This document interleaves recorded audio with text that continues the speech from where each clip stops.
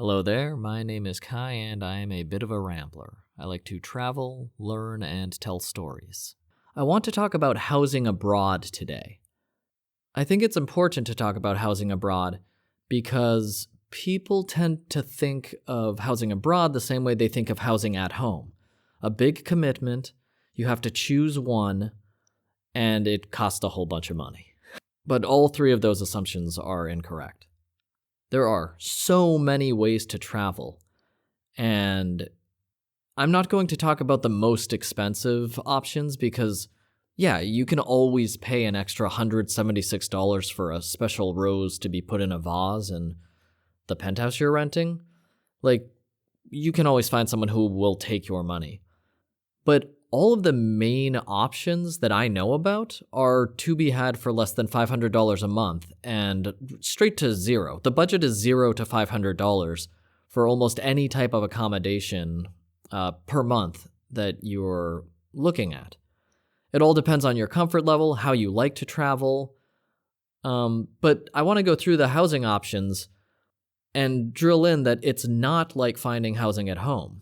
You get to pick these up and discard them as you like. So you can try all of them in your first trip to a country and figure out what you want. And it'll be different for different countries also. Hostels are great in some countries and not my favorite in other countries. So not in a strict order, but I'm going to try and go from cheaper to more expensive, up to $500 near the end. We start with budget backpacking. Backpacking is great because it's completely free. You can do it in any country. I've done it in tons of countries, but there are countries where it's easier to backpack, where I believe you should backpack rather than renting a place right away.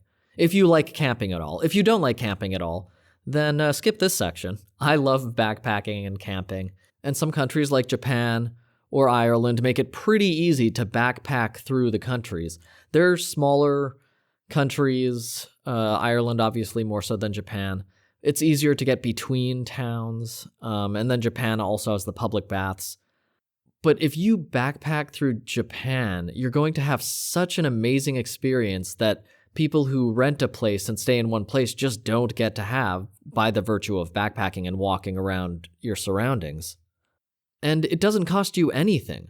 So you can pay more for the expensive jacket or sleeping bag or better food. If you're not spending $20 a day on housing, that's $20 you can use on higher quality food or new food experiences you haven't done before, or skydiving, or whatever experience you want. If you're not paying any rent because you're backpacking, you're going to have tons of spare cash to do whatever else floats your boat. Buy a book or buy electronic gizmos and play games while you're walking around. Get a solar panel, slap it on your back. There's just tons of stuff you can do with just disposable income that you would otherwise pay to have a bed.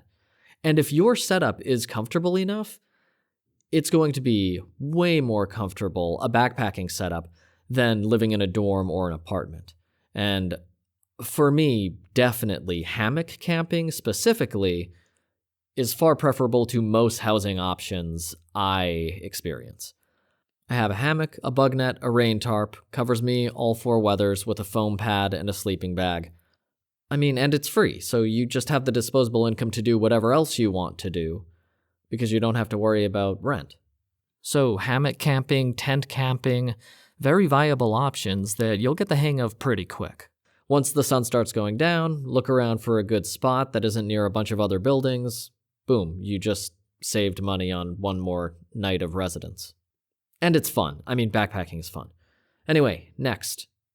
Hostels. Hostels are great because they can be incredibly cheap. Even in Europe, you can find $5 to $7 nightly stays in hostels pretty reliably. There's always some deal going on. There's hostels everywhere. And if you're in Southeast Asian countries, $3 is pretty normal to pay for a hostel. So you're spending $90 a month on rent, including a shower and toilets and lounges, electricity, charging stations, Wi-Fi, even AC. Everything's included for $90 a month. So if you want a frugal travel, I mean, hostels are the way to go. And before you go straight to the private apartment, check what the hostel private rooms are going for. Because things are different, but in some hostels, it's only a couple dollars more and you have a private room. Usually, it's like twice as much, so it's almost the same as apartments anyway, so it might not be worth it because you're still in the hostel, just in a private room. But it's definitely worth looking into. I mean, if you can pay $7 instead of $5 for a private room, instead of the bunk beds with 13 other people, you might want to go that route. Hotels are very by country. In some countries, hotels are a great resource because a lot of them are privately owned, so they have very accommodating price points. But if you're anywhere in Western Europe, hotels are usually going to be pretty pricey and just not worth the value, in my experience. European hostels, on the other hand, are great value for money, usually under $10, very nicely furnished, usually have breakfast, and always in a great spot. I mean, usually in a great spot to stay in a hostel. If your hostel is $5 a night and you pay $150 a month, you probably could have found $180, $210, and it got a private apartment for a month. Way less sounds, obviously, more privacy. So apartments are great because there are so many, they're in all different conditions, and you can look for the one you want. I love apartments because if you just look enough, you can find a nice apartment priced well inside of its value for a couple or few $100s a month, and you're just going to have a great time in your own private place. I like apartments more than hotels because it really feels like you own the place and you control it, whereas hotels I always feel out of my element a little bit. Condos basically the same thing as apartments, but they're always more pricey, and I just don't find them worth the value as much. They just automatically bump up if they use the word condo. But half the time, the apartment you're getting is a condominium anyway. Houses. I love houses. When I'm doing something like podcasting, I obviously need an isolated sound space, and houses don't cost that much more again. If you can afford the $300 for an apartment per month or $350, $450, you get a whole house to yourself. You'll be a little further away. You should check out transportation options first, but it's really nice to have your whole own house that you don't have to take care of, that they pay all the utilities for. Usually, I only get the ones with all the amenities, so AC and washing machines and all that kind of stuff. But you're paying, again, a little bit more for such a great value, especially depending on what you want. So how do you find places? I will use Airbnb or Booking or Trivago. I just have them all, and I click on stuff, and one of them has a deal going on. I love doing Airbnb new listings because there's an automatic extra 20% off or something if you order by the month, and there's already a monthly discount. So I would just use whatever apps you already know about. That'll be enough to find something for sure, for convenience's sake. If you're going to stay at a hostel, though, I recommend just marking a few on the map or looking it up on Google Maps and just walking around the city. After I traveled for a while, this might be more advanced, but after I traveled for a while, I stopped booking hotels before I got to the country I was going to. I would land, walk from the airport into the city, and then just walk around and go into hotels that had hotel signs up and that said weekly rate available. Because I noticed every time I was booking these things from an app or a website, I would land, I'd walk to my hotel, and on the way, I would see a weekly rate that was cheaper than the rate I was paying for a better looking place. And so I started just landing and walking toward the center of the city, and invariably I would find something that was available.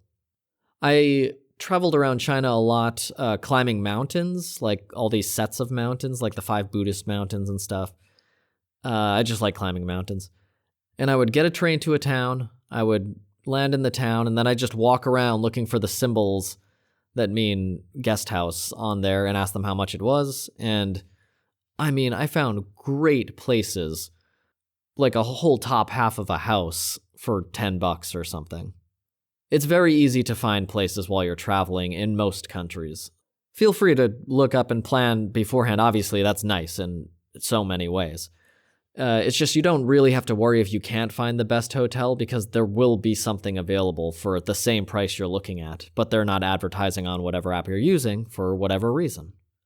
I would also just search Google Maps hostel when I was in Korea or hotel, and I would just walk place to place because there's like 12 hotels on every block in most countries. And if you just ask all the people, you'll find a price that fits your range. Okay, so you have all of these different options, so what should you choose? What do you want to do? Just stick with that and choose your abode based on that preference. Me, right now, I want to podcast and do audio work. I want a private space. I either want an apartment or a house.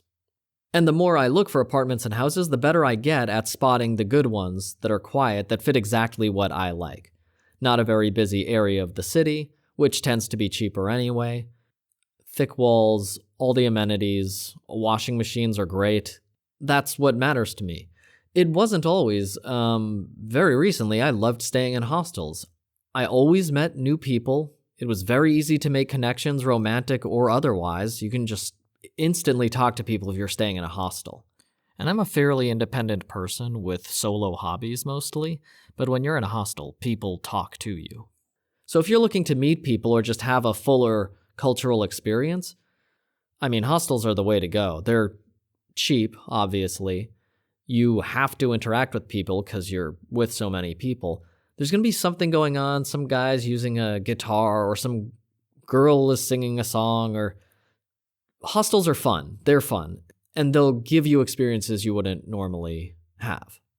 Apartments are great if you want to get to landmarks in the city, but you want a more private place to relax at the end of the day. Or if you're trying to save money and you just want to travel, backpacking is awesome, and especially hammock camping, my favorite. I would say function over form, except that's almost never really an issue. I guess when I want a house for quieter private spaces, I would choose the house, even if it doesn't look as nice as the apartment that I was looking at, just because I get that added privacy.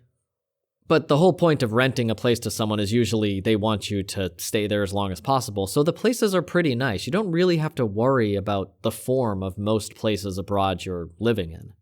If you look at the picture and there's a bunch of stains and it just looks gross, don't go to that place. Just don't. But if it looks fine, and you're like, oh, why is this one so much cheaper than the other ones? You were lucky, probably. There's so many places people can rent, so many reasons why that listing would have become available on the day you're checking. You probably just got lucky that day. Go for it. Also, don't worry about choosing the wrong place. It's going to be a little more expensive per day, like $2 more per day if you switch every week. But if you switch every week for a few weeks, you're going to figure out what you like really quickly, and then you can just stick with that preference afterwards. So I would get a week at a time first, or a couple days at a time first, and just try different spots unless you're like, okay, I like condos near the center of the city, or I like suburban houses outside. I don't mind that the transportation isn't as reliable. You can just see how you feel in each space and go off of that. The more you choose housing, the more you travel, the better you're going to get at traveling. That is a given. After you figure out how you like to live, you're going to find cheaper ways to live that way. So get an apartment first, and if you don't like it, check out the hostel. Maybe you do like hanging out with people more than you thought. I did. I didn't think I would like hostels because they seemed so crazy and lively. But I think I stayed at my first hostel just because it was so cheap. And after hanging out there a couple days, I had a ton of fun, and I stayed at hostels for years. So I think it's worth trying everything out, seeing what you like, and then going with that. And just to reiterate, finding a place, just basically finding a place that you can sleep in is not going to be an issue. You can find a place anywhere you want to travel, especially if you're backpacking. And you'll get better at finding places you like the more you do travel. But there's houses everywhere, and none of them that I'm talking about in this episode are more than $500 a month, and that's significantly more expensive than you have to pay in most countries. Like $300 is very normal for a private apartment or a hotel room in most countries I've stayed in. So get out there, get a house or a hostel. Looks like there are rooms available in Sweden for 300, houses available in Sweden for 500 per month, and 11 hostels in Hanoi, Vietnam right now for $5 or less per night. Enjoy your travels. You can contact me at bitofarambler@gmail.com, and I will talk to you on the next one.